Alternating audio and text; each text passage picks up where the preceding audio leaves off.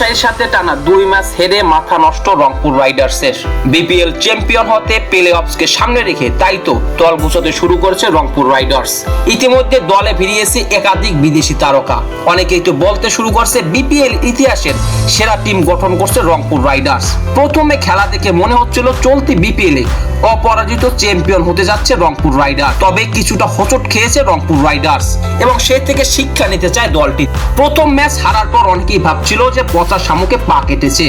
তবে দ্বিতীয় ম্যাচও রাজশাহীর সাথে পরাজয়ে দুশ্চিন্তার কারণ হয়ে দাঁড়িয়েছে রংপুর রাইডার্স টিম ম্যানেজমেন্টে। তাই তো দলটি এবার দলে ফিরিয়েছে একাধিক বিদেশি তারকাকে। প্রথমেই তারা সাইনিং করিয়েছে অস্ট্রেলিয়ার সাবেক অধিনায়ক, আইপিএল এর মার্কাটারি কিংবা বিশ্ব ক্রিকেটের টি-20 ফরম্যাটের ফেরিওয়ালা যাকে বলা হয় ডেভিড ওয়ার্নারকে। তার নেতৃত্বে বিগ ব্যাশে সিডনি থান্ডার ফাইনাল খেলেছে, যদিও ফাইনালে পরাজিত হয়েছে দলটি। তাই ডেভিড ওয়ার্নার যোগ দেয় দলটির শক্তিমত্তা বহুগুণে বেড়ে যাবে এবং কি ফাইনাল উঠতে পারলে অ্যালেক্স হেলসও ফাইনাল ম্যাচটি খেলবে বলে জানিয়েছেন তিনি। একই সাথে তারা দলে বেরিয়েছে অস্ট্রেলিয়ার আরেক মার্কাটারি ব্যাটসম্যান, আইপিএলে মুম্বাই ইন্ডিয়ান্সের হয়ে খেলা টিম ডেভিডকে। তারই সাথে যোগ দিতে পারেন ওয়েস্ট ইন্ডিজের ক্রিকেটের ফেরিওয়ালা সুনীল নারিন।